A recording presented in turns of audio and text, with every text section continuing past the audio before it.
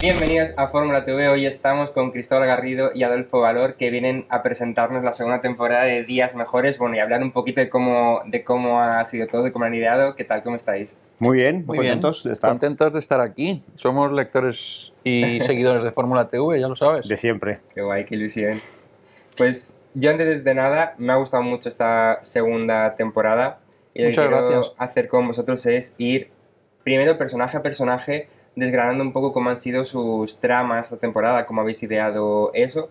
Entonces, si os parece, empezamos por Gracie. Venga. Que yo creo que para mí ha sido una de las que más me ha gustado en esta temporada, con todo el conflicto del hijo y la maternidad y lo duro que ha sido. Sí, o sea, con Gracie teníamos dos cosas. Una, en la primera temporada no dejaba de ser una niña esclava a una promesa, que era, ella le prometió a su novio que se quedaría embarazada de él cuando muriese, y lo cumplió, y ahora de repente en esta segunda temporada la promesa ahora tiene forma de niño, tiene forma de bebé, y criar a un bebé sola es muy complicado. Entonces lo que pensábamos es, en la segunda temporada Gracie se tiene que hacer mayor, que se tiene que apechugar con las consecuencias de sus actos, que al principio todo es como muy idílico, de una familia, un niño, mi novio seguiría viviendo a través de este niño, pero cuando de repente, si ya en pareja es complicado que te suelten un bebé que no tiene instrucciones, y es complicado criar un bebé, tú imagínate, sola y encima en plena pandemia. Nosotros conocemos casos de colegas que han sido padres una semana antes del confinamiento y de repente se veían solos con un bebé en casa, llamando al pediatra. El pediatra no cogía el teléfono porque no había nadie al otro lado de la línea, estaban todos atendiendo cosas un poco más graves, como una pandemia mundial, y el desarrollo del personaje era eso. Queríamos que viera lo crudo de la vida, de la maternidad y de hacerse mayor y de tener que trabajar, apechugar y ser adulto. Pasaban dos cosas con Gracie, yo creo. Por un lado, era el personaje más dulce de la primera temporada y queríamos endurecer toda su vida, todo su entorno, y ver cómo iba reaccionando a eso. Y luego, por otro, nos pasaba que en la primera temporada su trama era la más pintoresca, la menos pegada a la realidad, hasta que la realidad nos ha estallado en la cara con Ana Obregón. Exacto, es que yo cuando lo estaba viendo era la cantidad de mensajes que nos llegaron la trama de Gracie y Ana Obregón. Sobre papel era el personaje que volaba un poco más por encima del resto. Yo creo que esta serie es bastante naturalista y hemos intentado como contarlo todo en pequeño y tal, y es verdad que la historia de Gracie era la más llamativa, ya en el piloto. Y aparte de que la realidad nos ha vuelto a poner en su sitio, sí que queríamos en esta segunda temporada pegarla muchísimo más a la realidad de la época. O sea, la generación de Gracie ha tenido que enfrentarse a cosas muy duras, muy fuertes, y queríamos contarlo. O sea, queríamos hablar de madre soltera, de la realidad laboral, de la vivienda, de los compañeros de piso, de todo esto, ¿no? Y ese era un poco el plan, esa era un poco la idea. Gracie recibe la ayuda de su suegra, de Maite, que llega a la temporada para cuidar a Mario cuando se entera de que tiene un nieto. ¿Esto de qué manera afecta a Gracie? Pues mira, a Gracie no lo sé, pero en la sala de guión tuvimos muchas discusiones de sí, porque cuando hablábamos al principio, antes incluso, o sea, para la primera temporada, siempre nosotros veníamos de hacer Reyes de la Noche, y siempre para nosotros Reyes de la Noche era la serie de las malas personas y Días Mejores era la serie de las buenas personas. Y de repente, cuando pensábamos en el personaje de viene la suegra, la tentación siempre era viene, es una cabrona y le va a quitar el niño. Con razón o sin ella, pero se lo va a quitar. Y entonces dijimos, sí, podemos llegar ahí, pero siendo buena tía. Quiero decir, cuando de repente tú ves que tu nuera es una niña que le viene grande la maternidad, que está de repente, le das la mano y te coges al brazo porque empieza a desfasar, se va de farra, desatiende al niño, ahí hay razones claras, y cualquier madre, padre, suegra, suegro que vea la serie es obvio que digas, Graci, si tú no puedes hacerte cargo, yo me tengo que hacer cargo del niño, pero tú no puedes desatenderle porque tiene una infección de oídos y ni la has llevado al médico.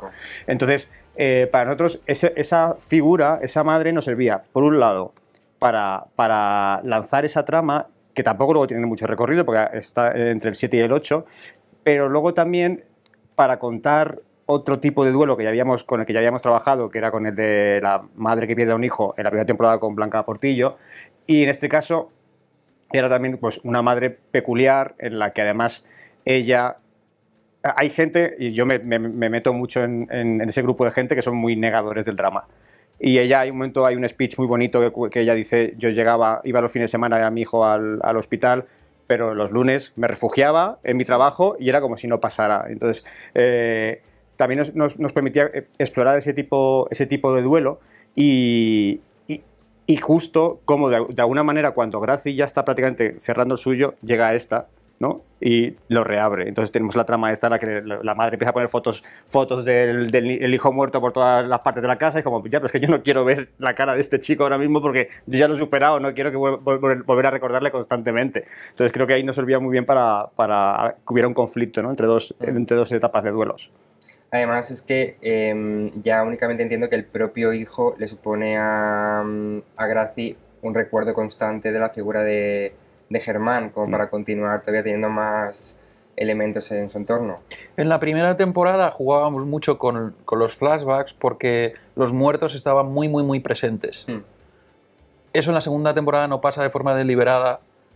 Los muertos siguen en el recuerdo y siguen tal, pero no aparecen, excepto Graci, que lo tiene muy, muy, muy presente en la figura del bebé, luego en la forma de la suegra y finalmente vuelve a recordar de forma muy, muy, muy directa la figura del novio muerto, ¿no? O sea, es una tía a la que el pasado no le permite avanzar en una época muy concreta de la vida en la que tienes que crecer y tienes que encontrar tu voz, encontrar tu sitio en el mundo, saber quién eres, y a ella hay una serie de cosas muy, muy, muy fuertes que arrancan de una decisión muy precipitada, muy fruto de su momento, que era el momento en que su novio se muere y ella le promete que va a ser madre de su hijo, que le está impidiendo hacer todo eso, ¿no? Entonces, el conflicto nace de ahí, de cómo esta tía va a poder encontrar su lugar en el mundo partiendo de una situación muy complicada que ella misma se ha buscado intentando hacer un bien y eso le está lastrando toda su vida, ¿no? Incluso en la serie hay un momento en el que Gracia, hacia el final de la segunda temporada, dice que ella no está consiguiendo superar el duelo como sí que lo hacen sus compañeros. Siento que también va un poco por esa línea, ¿no? Porque sigue anclada mediante el niño. Lo que le pasa a ella es lo que nos pasa a muchos de nosotros, que tiene una voz dentro que se está machacando constantemente. No soy buena madre, mi trabajo es una mierda, mi vida no me gusta. Y ahí es cuando entra la Foret y entra la figura de la terapeuta y le dice, espérate. O sea, vamos poco a poco, tú no eres la persona que llegó a este sitio, ahora estás en otro punto y mira todo lo que has conseguido. O sea, deja de castigarte, perdónate un poco, disfruta, sal si tienes que salir o permítete equivocar, ¿no? Sí, y al final con Graci nos planteábamos eso, ¿no? Que de repente nosotros en general, desde la primera temporada, cuando pensábamos en los conflictos de los personajes y decíamos, puede elegir entre A o B, siempre decíamos que elija la peor. O sea, aunque sea la más equivocada, precisamente porque posiblemente en ese momento de tu vida o sea, eliges, no sé si eliges bien o mal, sí, pero eliges la que mejor la que más de la manera más egoísta te ayuda. Y en el momento final de Graci, claramente ese niño fue un error. Eso no quiere decir que no le quiera, eso no quiere decir que se lo quiera quitar de encima, pero ese niño no le venía bien en ese momento. Ella lo que necesitaba era salir, claro, ligar, conocer nueva gente, acabar la carrera, empezar un trabajo, o sea, tener una vida normal. Y ella eligió ser madre. Claramente se había equivocado, pero lo que parece que en un momento dado, que es un problema, que es la suegra, es la solución. Que ella le dice, vivo a 10 minutos de aquí, yo me quedo con el niño, no te preocupes, da igual, no eres una mala madre, todo lo contrario, estás siendo una mala madre porque tú no estás bien. Entonces, que eso es un poco lo que le dice el personaje de Ana, la hija de Luis, que le dice, mi padre era mal padre porque no estaba a gusto consigo mismo. Entonces, cuando ha estado a gusto consigo mismo, ha empezado a ser un buen padre. Entonces, y en tu caso, Gracie es exactamente igual. Tú no estás bien, estás jodida, estás amargada, entonces nunca vas a poder ser una buena madre, no vas a ser la mejor madre que merece ese niño. Y sin embargo, su suegra sí que lo es, el personaje de Sonia El Marcha sí que lo puede hacer. Y entonces nosotros pensábamos mucho de cómo lo va a aceptar esto la gente, porque no deja de ser una tía abandonando, o sea, renunciando a su hijo. Que en realidad luego no es tanto, porque puedes ir a verle cada día, no es que se lo lleven al niño a Florida, quiero decir, pero en este caso, no sé por qué he dicho Florida, de repente, este estado. Pero bueno, Inception de Ana Obregón. Sí, debe ser eso. Pero era importante para nosotros, y además, curiosamente, justo cuando habíamos acabado de escribirlo, estábamos ya rodando, fuimos a ver una obra de teatro de Lucía Carballal, en la que el gran conflicto era...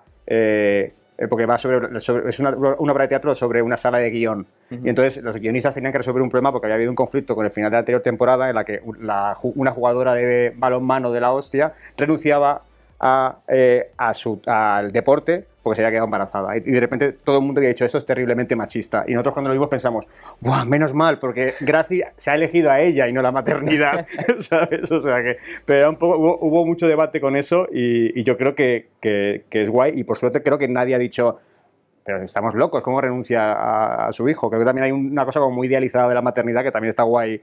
Y rompiéndola un poco. Claro, por eso. Sí, sin duda.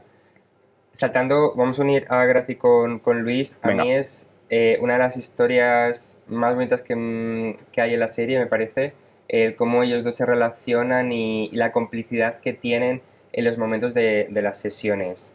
¿Cómo trabajasteis esto? De Luis con Gracie, ¿cómo se relacionan? Probablemente en un grupo de personas dispares son los más dispares de todos por generación, posición social, por todo. Y hay algo que está muy, muy latente que es... a Luis le recuerda a sus hijas. O sea, y Luis esta temporada está en una situación en la que todo le toca le toca mucho, está en un momento de mucha sensibilidad y hay momentos que le entran ganas de coger a Gracie, ¿no?, por los brazos y decirle, no hagas esto, llevo yéndote a tomar decisiones equivocadas desde que he entrado aquí y me estoy mordiendo la lengua, pero es que hasta aquí hemos llegado, ¿no? Y a la vez tiene la libertad que no tiene la Foret. En un momento dado le dice, ella no te lo va a decir, porque ella no te puede decir lo que tienes o lo que no tienes que hacer, porque no es el rol del terapeuta. Pero yo sí que te lo puedo decir porque soy un señor que ha vivido mucho, que ha tenido 3 hijas, que se ha equivocado un montón. No hagas esto, te vas a arrepentir. Entonces, claro, es guay el poner a nosotros lo que más nos gusta, lo que más nos motiva es escenas en las que hay 2 personajes enfrentados, cada uno está en una posición totalmente distinta y los 2 tienen razón. Y puedes llegar a entender a los 2. Eso es a lo que aspiramos cuando construimos personajes o cuando construimos escenas. Y con Alba y con Francesc lo tienes, ¿no? Efectivamente, hay momentos en los que no pueden estar más separados y a la vez se quieren, se han tomado cariño durante todas estas sesiones y llegan a... Joder, lo ves en cómo se miran, en cómo se tocan, en cómo se abrazan, en cómo se despiden, que hay muchísimo amor, ¿no? Sí. Bueno, incluso lo vemos en el momento en el que llega Gracie a la casa de Luis en ese final.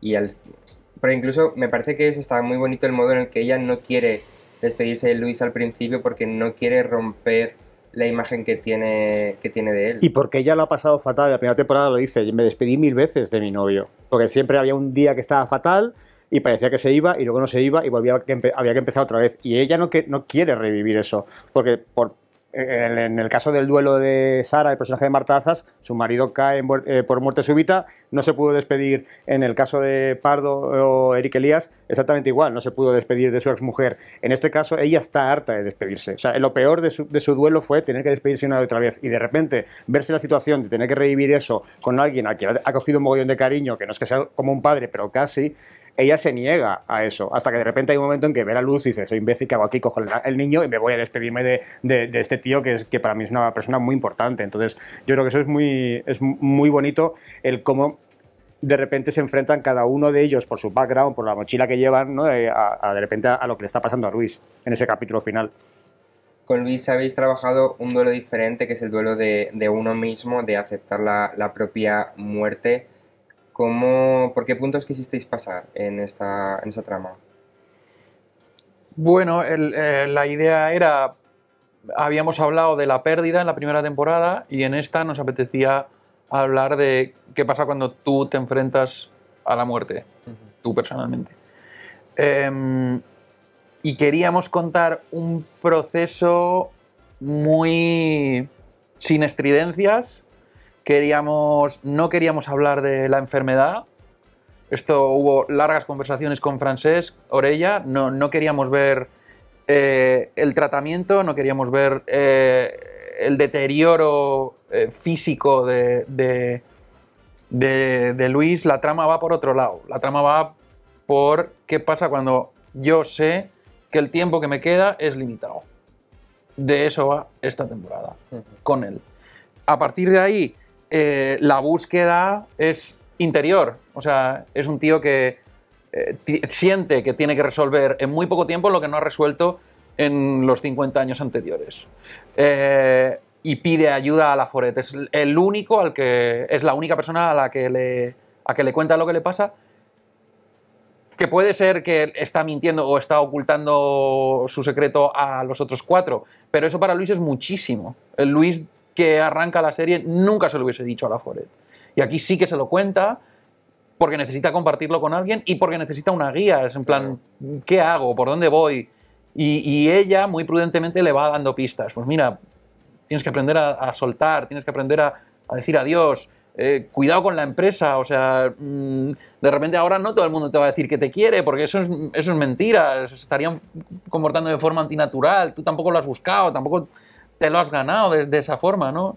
Y no sé, era la trama más, no sé, más motivadora en algunos aspectos, la más arriesgada, porque no queríamos... Esta serie huye constantemente del melodrama, sí.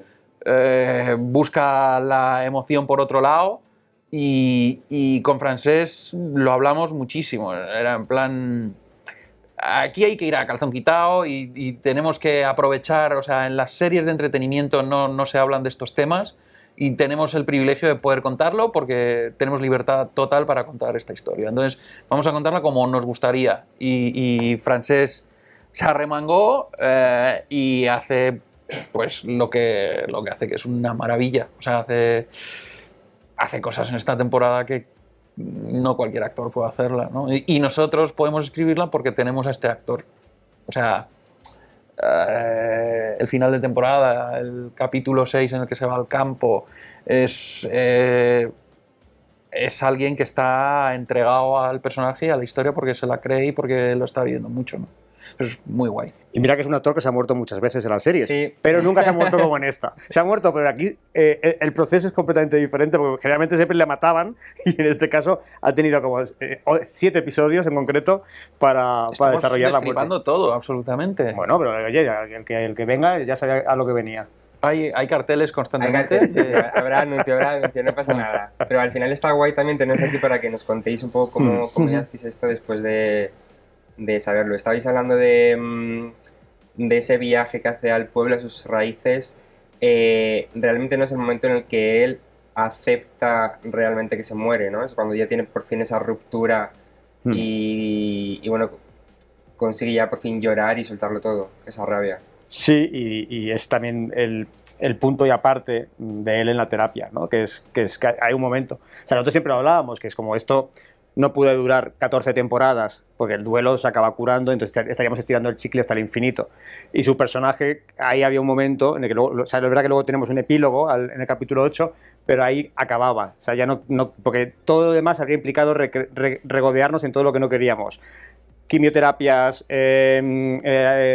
recaídas, cosas que no queríamos contar porque no es la serie para contar eso, porque hablamos de cosas duras, pero no de una manera dura. Entonces queríamos ahorrarnos ese tipo de cosas y sentíamos que en el Capi 6 podía ser un capítulo perfecto para que él se reconciliara consigo mismo, con su pasado, con su infancia, se encontrara y que cuando llegase por última vez a terapia fuera un tío completamente diferente y ahí aprovechásemos, porque hubo una cosa que nos contaron cuando hablábamos con psicólogos, especialistas en duelo y demás, nos decían que había gente que venía a la terapia y de repente decía, uy, qué bonita esa planta. Y decían, esa planta lleva ahí desde el primer día, pero nunca te has dado cuenta, porque estás mirando a tu ombligo y nada más, obviamente. Y cuando la gente empieza a ver más allá, que es un poco lo que pasa en el diálogo en el que cuando dice, uy, ese cuadro lo has cambiado, ese cuadro lo lleva cambiado desde el segundo episodio, pasa que no te habías dado cuenta. Eso que nos contaron lo utilizamos para confirmar que efectivamente Luis ya había pasado página y que ya estaba curado, por lo menos del duelo y sobre todo del conflicto consigo mismo. También hay mucha... Nos contaban muchos casos de gente que realmente está en un proceso parecido y vuelven a la casa de la infancia. Hay algo que les llama a volver a su pueblo, a volver tal, y algunos incluso como que se sienten mejor. O sea, nos contaron la historia de una persona que visitó el pueblo de sus padres, pasó un día estupendo, se encontraba muchísimo mejor y llegó incluso a pensar que se iba a curar y no era así, pero hay algo cuando estás haciendo un repaso de lo que ha sido tu vida que indudablemente pasa por el pasado también, ¿no? Y él no sabe por qué, una mañana se levanta y decide que tiene que volver al pueblo y se pela la terapia de esa semana. Y no hay nada concreto que vaya a buscar, no va a buscar una foto de sus padres, simplemente necesita ir ahí, no sabe muy bien por qué, ¿no?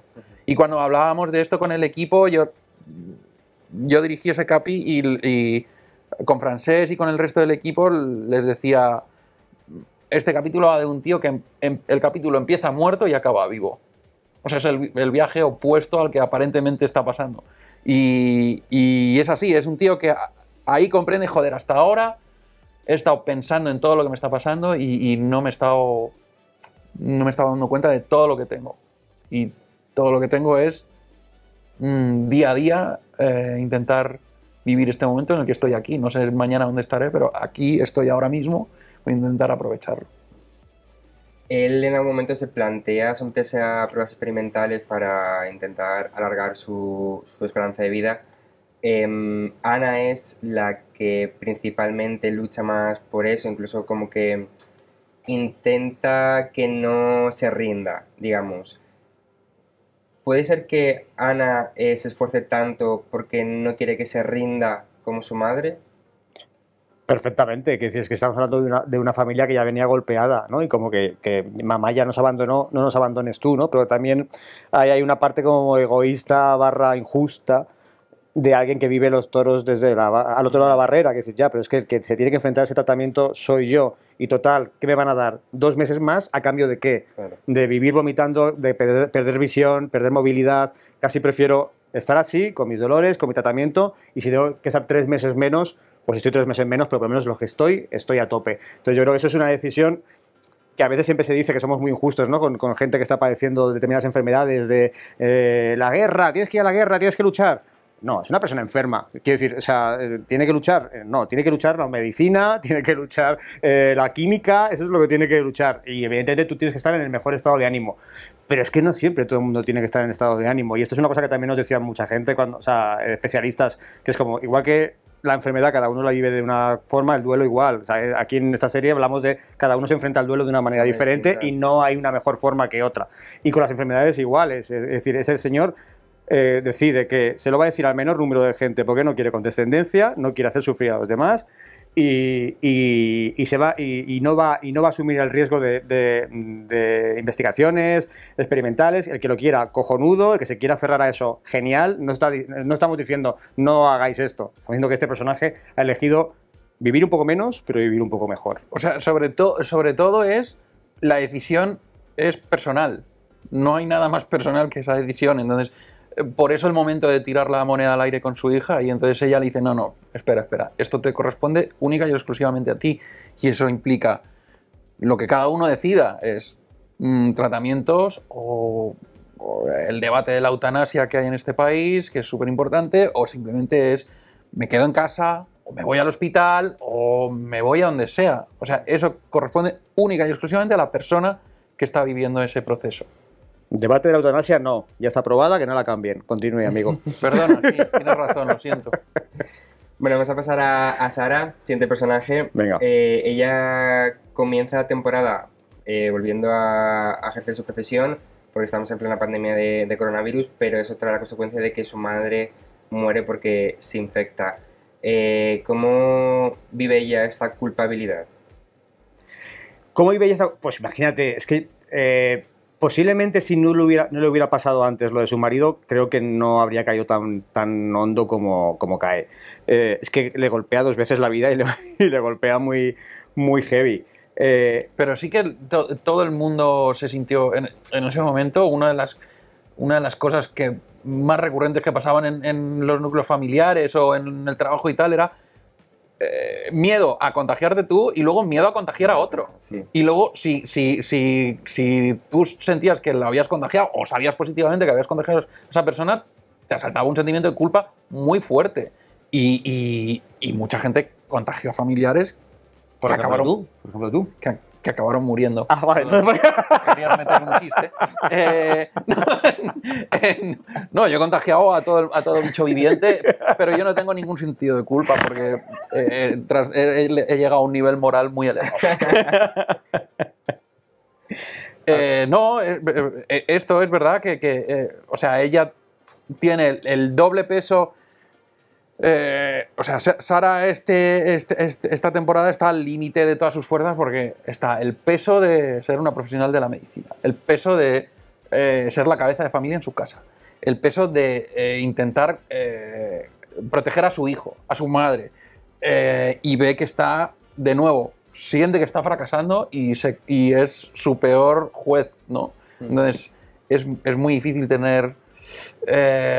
una relación sana con tu hijo si tú misma consideres que eres la peor madre de España, que obviamente no lo eres, pero ella está en una situación en la que llega a creérselo. Ella cree realmente que su hijo le odia. Uy, porque su hijo la odia además, que la odia además posiblemente desde la perspectiva de un niño con razón, ¿no? Que es como, joder, te dije que no volvieras al hospital, o sea, soy un niño con 1000 TOCs, con 1000 problemas generados porque vi morir a mi padre delante de mi cara.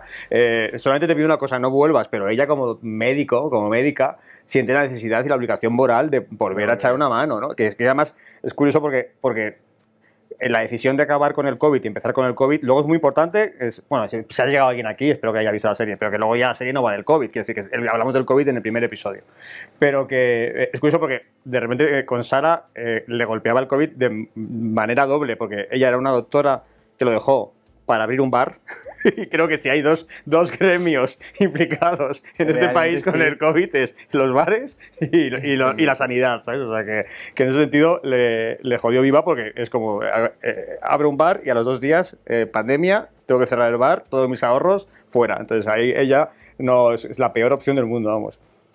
Estabas hablando antes, Adolfo, de los pesos que siente. También se le suma el peso de su hermana, porque sí que hay un momento en el que, después de que su hermana, de que Amy le cuente todo lo que vivió y por qué se marchó de casa, siente también un poco, ¿no?, como esa necesidad de protegerla y hacer que se sienta bien cuando es una historia que realmente no es suya. Para nosotros, Días Mejores va en realidad de gente que conecta, va de conexiones humanas. Y Sara ha estado muchos años sin hablar con su hermana por falta de comunicación, simple y llanamente. Y esto pasa en muchísimas familias también. Se fue de mi vida y ahora durante años y años he estado preguntándome por qué lo hizo, echándole en cara a ella cosas, echándome en cara cosas a mí. ¿Cómo no se ha atrevido a llamarme si sabe que se murió mi marido? ¿Cómo no se ha atrevido a venir si sabe que se murió mamá? Una serie de cosas que cuando su hermana aparece por la puerta, claro, lo que tiene es un rencor increíble, ¿no? Y cuando por fin conoce la verdad, siente una rabia, una impotencia y sobre todo siente que injusto que me he perdido una hermana increíble todos estos años y hemos estado separadas de la forma más absurda. Y entonces lo que se genera ahí es ese momento de conexión humana que buscamos, ¿no? Con la serie, que es lo que nos hace lo que nos hace ser personas, ¿no? Y querernos y protegernos unos a otros. Y entonces ahí su reacción inicial es la equivocada, pero ahí sí que está intentando hacer un bien, que es corregir todo lo que no ha hecho estos años. Entonces, primero, tratarla con lástima, que es lo que no quiere la hermana. Segundo, intentar arreglar su vida en los pocos días que le quedan en su casa. Y tercero, darle una familia. Darle una familia, que es lo que no ha tenido todos estos años, ¿no? Entonces, sí, claro que es algo bonito darle una familia a esta persona, pero no se puede apretar, no se puede forzar, no se puede retorcer, tiene que salir de forma natural, ¿no? Tienes que llegar ahí de una forma orgánica, ¿no? Hay un momento en el 7º capítulo, creo que es, cuando los Cards, que Fede le dice a Sarah que el principal miedo que tiene es ella, por cómo va a reaccionar. Ahí sí que vemos como que Fede ya ha conseguido superar todos sus fantasmas del pasado, en cambio Sarah no, pero sí que a Sarah le hace un poco clic. ¿Qué implica esto, a esta relación de madre e hijo? Bueno, pues que al final hay un punto de cuando te señalan y te dices, sí, que yo estaba mal porque papá se murió y luego la abuela, ok, pero es que ahora mis problemas, mi principal problema eres tú. Y eres tú con cosas como esta. Déjame que me monte en un kart y si me tengo que chocar contra los neumáticos, pues me choco contra los neumáticos, pero déjame, porque es que al final hay un punto en el que este niño ya ha vivido muchas cosas y ya ha aprendido que pues hay un momento que se lo dice, se supone que el que hacer deporte es bueno y papá murió haciendo deporte. Entonces, no podemos estar poniéndole barras protectoras a todas las cosas y no podemos estar protegiéndonos de la vida, porque es que tenemos que enfrentarnos a eso. Y ahí ella, como bien dices tú, hace clic, ¿no? ¿Qué coño? Es que lo que estoy haciendo no es cuidar de mi hijo, es peor, lo que estoy haciendo es protegerle y no dejándole vivir. Y ahí es cuando dice, pilla un casco, vámonos y echamos una carrera. Y si no chocamos, pues bueno, pues ya nos darán puntos como le dan a Emi, a la tía, 10 minutos antes, pues ya está, no pasa absolutamente nada. También en esta temporada Sarah tiene mucha tensión con Pardo, empieza con una relación fallida, luego se atreve a otra vez a intentarlo en el último capítulo, pero vuelve a fallar. ¿Cómo ha evolucionado Sarah desde este primer fallo en una relación a este último? No lo sé, ¿cómo ha evolucionado? Es una muy buena pregunta. Tuvimos mucho debate porque había en el equipo de guión que decíamos, ¿acaban juntos o no acaban juntos? Yo quería que acabasen juntos, pero toda esta panda, como son todos unos góticos... Yo quería ¿verdad que sí? Toda esta panda, como son unos góticos oscuros, todos decían, no pasa nada, no tiene por qué haber un happy end de amor, y no pasa nada. Quiero decir que está guay, porque Sarah no ha encontrado una pareja, pero ha encontrado una familia. Que sí. Ya está, ese final es muy bonito. Y hablando de Sarah, hay una cosa que tenemos que decir, porque nadie se está dando cuenta, y es que toda la trama de Sarah es un homenaje constante a Chenoa. Hemos hecho una trama chenoísta. ¡Qué bien metido! ¿Verdad? Es que veníamos en el taxi diciendo, digo, tenemos que decirlo. ¡Qué maravilla! Fíjate, te va a volar la cabeza. Venga. Tenemos Escondidos, sí, Cantan Escondidos, maravilla de secuencia. Bisbal y Chenoa. 3 secuencias después, o 4 secuencias después, rompen. Y ella va vestida con el puto chándal de Chenoa. Nadie se ha dado cuenta. Va vestida de Chenoa, el chándal de Chenoa cuando da la rueda de prensa en su casa que le deja Bisbal. Le hemos puesto el mismo chándal. Nadie se ha dado cuenta. Me di cuenta. Luego tenemos la cobra. En el capítulo 8 hay la cobra de Bisbal y Chenoa. Pardo le hace la cobra. Y tenemos el momento en el que Ana, la hija de Luis, le dice soy humana. Como el disco de Chenoa. Entonces, ya está, fin. Nunca te he visto tan emocionado. Después de 2 temporadas esto te ha hecho llorar más que todo. Ostras, tú, es que qué fuerte. ¿Te has visto qué sutil somos? No, total. Qué pinceladas. Pues como eso hay muchas más cosas. Qué heavy, qué fuerte, qué fuerte. Y ahora vas a volver a recuperar el chándal de Chenoa. Vas a volver a buscarlo. Me voy a poner a buscarlo, por supuesto, porque me parece flipante. Es un easter egg. Qué guay. Escribimos por capas. Es una serie muy rica. Hablamos del duelo, hablamos de Chenoa, hablamos un poco de Ana Obregón también. También, sí, hay un montón de referentes pop, sí. Esa escena de Escondidos, ¿cómo la planteaste? Porque me parece una auténtica maravilla. Yo hablé con Marta Azas de esto, me dio su opinión, pero dadme la vuestra, por favor. Pues es un capi duro, muy fuerte, y en el que se cuentan todo lo que ha pasado entre la primera y la segunda temporada, hacen recap y nos apetecía claro, el resto de la temporada Marta y Eric van a estar separados, ¿no? Y va a doler. Entonces, para que eso duela, tenemos que ver que el poco tiempo que estuvieron juntos fue algo muy, muy, muy, muy especial, ¿no? Entonces dijimos, ¿cómo planteamos esto? No tenemos mucho tiempo, en una escena hay que contarlo y es una escena muy, muy feliz en el encuentro en el súper, con lo cual te da una idea de lo temprano del confinamiento en que fue, porque fue en la primera época en la que necesitabas excusas peregrinas para salir a la calle y para hablar con otro y para tal y no sé cuánto. Que no había un lugar más triste que los supermercados en pandemia, y es su primera y única cita que tienen después de haberse enrollado al final de la primera. Pero era como, ¿dónde se ven? En un supermercado. Tienen que hacer algo épico, o sea, algo que sea la expresión del amor, y que puede ser más expresión del amor que Bisbal y Chenoa cantando Escondidos, que además habla a su vez de lo que está, cómo se sienten ellos, que es escondidos. Es que realmente sí. Fue, o sea, a mí me encanta, no sé si a ti, yo creo que también, fíjate, Promising Young Woman, que es una peli que nos gusta mucho, a ti también, me has hablado de ella constantemente, y ahí hay una escena muy guay en un súper que suena Paris Hilton, y era un poco la inspiración para esta escena. O sea, pensaba que se te había ocurrido a ti, pensaba que no sabía que la habías copiado. No he tenido una idea original en 15 años. y estos, claro, se lo pasaron pipa, Eric y Marta. Bueno, Marta se lo pasa pipa en general, o sea, pero cuando le contamos vas a cantar Chenoa y Bisbal, claro, se lo pasaron... Es que además es una secuencia hipermarciana, porque si lo piensas de repente es Marta con un plátano, Eric con un bote de nata, no sé lo que lleva, es hipermarciana, pero creo que el capítulo necesita aflojar, ¿no? Que es como puede que, o sea, podía no haber funcionado, de repente podría haber sido un parche en mitad del episodio, pero creo que alivia tanto, y luego está el temazo, que es que al final todo se agradece. Pero yo esto lo hablaba con Marta, como me decía ella, que realmente tiene todo el sentido, porque en el momento del confinamiento hacíamos locuras increíbles. Entonces, al final es una locura más que en un momento cuerdo no haces. Yo me bajé una app de ejercicio, imagínate. No, yo también. Sí. Bueno, vamos a hablar también de Pardo, pasamos a él. Pardo vive la historia de amor con la profesora, el personaje interpretado por Carol Rovira. ¿Por qué no se atreve a formalizar esta relación?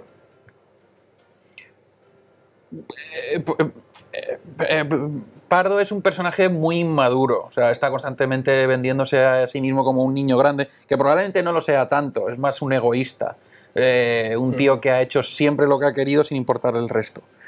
Cuando al final de la temporada él consigue comportarse como un buen padre, o como el padre que sus hijos necesitan en ese momento, y deja de pensar en sí mismo por un tiempo, él cree que ha llegado como a un estado nuevo de madurez del que no se puede bajar. Y eso implica, ahora tengo un trabajo de verdad, ahora tengo una casa de verdad, mis hijos van a su cole que yo les puedo pagar y tal, no sé cuánto, no puedo cagarla, no puedo volver a ser el viejo Pardo. Y de repente una relación a fuego lento que podría haber sido la que tiene con Sara, en la que está enamoradísimo, y ahí no mide, sino que él, yo creo que hubiese apostado por esa relación indistintamente de lo que hubiesen pensado sus hijos. Como eso le sale mal, el siguiente paso, que es un folleteo con la profe de sus hijos, ahí le saltan todas las alarmas. Y entonces le dice, cuidado, que voy a perder todo lo que he construido, y yo ya no soy esa persona. Y entonces ahí hay un desnivel, porque los hijos empiezan a ver un comportamiento raro, ahí está sobreactuando, ahí está como con todo... está un punto paranoico, me van a descubrir, está saltando el rumor en el cole, mis hijos se van a dar cuenta, mis hijos me van a odiar, voy a poner en peligro el cole de mis hijos y tal. Entonces, esto hace que no se comporte de forma natural ni con sus hijos ni con ella, ¿no? Y entonces, poco a poco se va dando cuenta de un momento. No tienes que renunciar a la música, puedes seguir tocando, a lo mejor no vas todos los días a la Moby Dick a hacer un bolo, pero puedes tocar con tu hijo en el garaje perfectamente, puedes seguir saliendo con gente, puedes tener un rollo de una noche, no va a pasar absolutamente nada, no vas a ser peor padre por eso, ¿no? Pero el tío piensa en esos términos, o todo o nada, o soy un tío formal, se pone de traje y corbata para la call, o sea, o para trabajar incluso, o sea, como... El tío no termina de entender muy bien en qué consiste la vida adulta, y él imita lo que él considera que es una vida formal y le sale mal, ¿no? Y entonces ahí viene el conflicto. Sí, y luego también teníamos esta cosa de que había una cosa bonita de cuando él apuesta por el personaje de Carol, por Claudia, por la profesora. ¿Cómo está Carol Rovira esta temporada? Esta temporada, pues increíble porque no salía la primera, solamente ha hecho esta. Bueno, pero yo hablo de esta, claro, perfectamente. Bueno, la otra estaría bien. Pero si hubiera salido. No, pero, ¿qué iba a decir? No, sí, ¿qué iba a decir? Sí, ya, lo tengo.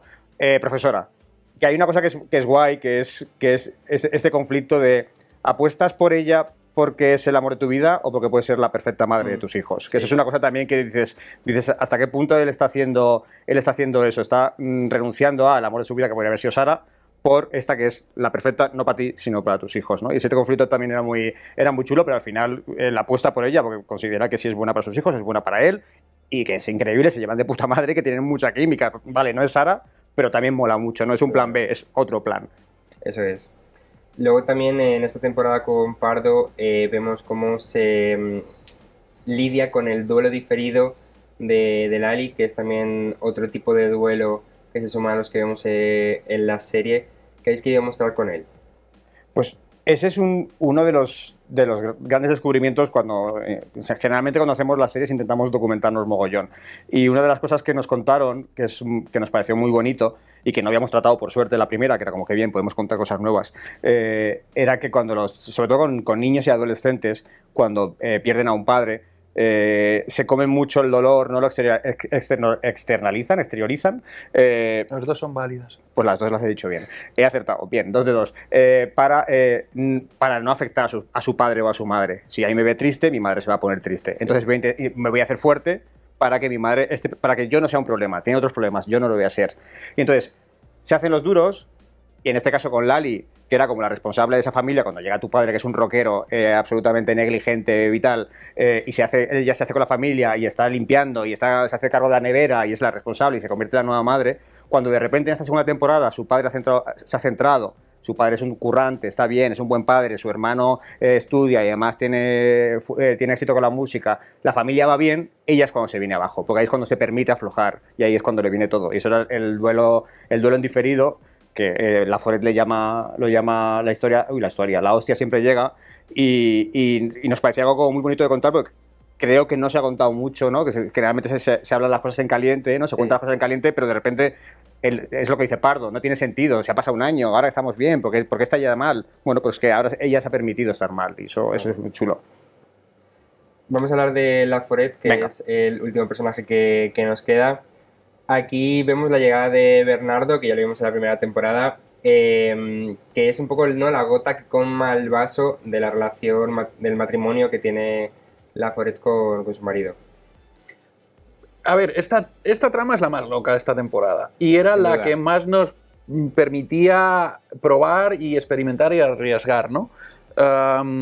Las otras tenían un viaje clarísimo y esta lo que pretendíamos era probar cosas, ¿no? Por un lado, nos apetecía jugar un poquito más a la comedia con Blanca, que es una cómica increíble, y en la otra temporada tuvo una historia, cada vez que íbamos a su historia era muy, muy, muy dolorosa, y aquí queríamos aflojar un poquito, reírnos un poco más, sin olvidar el peso de este personaje, ¿no? Entonces dijimos, ¿qué pasa si hablamos de cuando en una pareja los dos se dedican a lo mismo profesionalmente y empieza a haber piques y empieza a haber egos?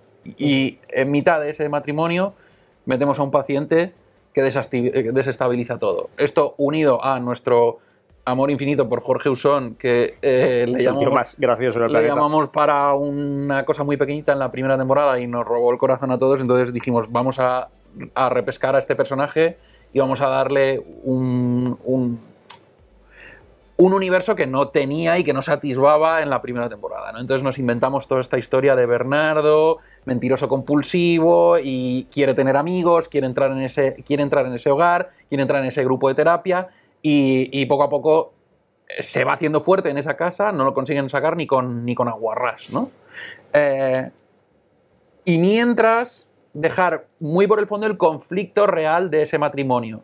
que era el que habíamos visto en la primera temporada, que es cómo se recupera un matrimonio ante la pérdida de un hijo. Entonces, aparentemente parecía que se habían recuperado y luego vamos a ir viendo poco a poco que esto no es así. Esto puede despistar un poco al espectador que no sabe al principio por dónde van los tiros, ¿no? Es como un momento, pero al principio hablan del libro, pero luego se olvidan del libro, pero luego entra este que está chiflado y tal. Bueno, es una trama que está cocida a fuego lento hasta que detona como tiene que detonar, que es de forma muy, muy fuerte y muy dura. O sea, de repente se te hiela la sonrisa y dices, ¡hostias! ¿Cómo va a acabar esto? Porque además les has pillado mucho cariño a esa pareja. O sea, nosotros queremos mucho al matrimonio Laforet. Entonces, cuando lo pasan mal, nosotros lo pasamos muy mal. Pero es verdad que él ya hizo un aviso en la primera temporada con el divorcio porque no veía que no se superaba la situación del duelo. Entonces, sí que llega un poco... ¿no? Es que tiene sentido. Eso también hubo mucha pelea en la sala de guión y ahí en la primera temporada gané yo. No, gané yo, ganaste tú otra vez en la primera temporada. Porque yo no pienso en esos términos. Sí, porque siempre gana él, o sea, para que veas. No, porque yo pensaba, para mí yo en la primera temporada les habría separado al final. Porque creo que hay algo tan duro, y esto te lo cuentan muy bien de padres que han perdido hijos, que es muy difícil sobrevivir a eso, ¿no? Y que además, en el caso que esto luego lo cuentan en la final de la segunda temporada, o lo superas juntos o no lo superas. Y en este caso, cada uno fue por su lado. Laforet se aisló, él se aisló por otro lado, porque no tuvo más remedio, porque su mujer le dio la patada y lo superó por otro lado. Y de repente se han dado cuenta que sí, lo hemos intentado, pero es que hay mil cosas que teníamos que haber pasado juntos, y hay heridas que teníamos que haber cerrado juntos, y no ha pasado. Cada uno ha ido por su lado. Y en el capítulo final hay un momento en que que recuperamos, hay un flashback navideño con la familia y dice, somos un equipo, lo conseguiremos porque somos un equipo, y cuando volvemos nos damos cuenta de que ya no son un equipo. Entonces, si hubiera tercera temporada, pues puede que se reencontraran porque se quieren. De hecho, Santi se lo dice, le dice, si no te quisiera, hace años que habría salido por esa puerta. Claro que te quiero, pero hay un punto en el que necesito encontrarme a mí mismo y hacer lo que hiciste tú, que es salir por aquí, vivir, ¿sabes? Porque el personaje de Portillo lo hizo, quiero decir, tuvo un viaje horrible de alcohol, no sé cuánto, pero ella se encontró y salió de ahí. Y él, sin embargo, se quedó siempre en un rincón esperando a que ella volviera, tal, escribiendo su libro en secreto, ¿no? Como ya él necesita también salir de allí y vivir un poco, ¿sabes? Entonces, eso es... si hubiera tercera temporada sería increíble ver qué ha hecho este personaje fuera y cómo se reencuentran o no. Es verdad que Soledad baja un poquito, no echa un poco el freno a esta actitud que tiene como superior a su marido hacia el final y consigue trasladarle un mensaje un poco más de buscar la paz entre ellos, ¿no? Que sí que nos da como un poco más la oportunidad, lo que dices, que en una tercera temporada, una posible tercera temporada, pueda haber la posibilidad de reencontrarse. Un punto de encuentro. Sí, nosotros siempre lo pensábamos, que es siempre las parejas, bueno, siempre no, pero hay unos que despuntan más, otros que tienen un perfil más bajo, ¿no? Y en este caso Laforet es una estrella del rock. Quiero decir, Laforet es una genia.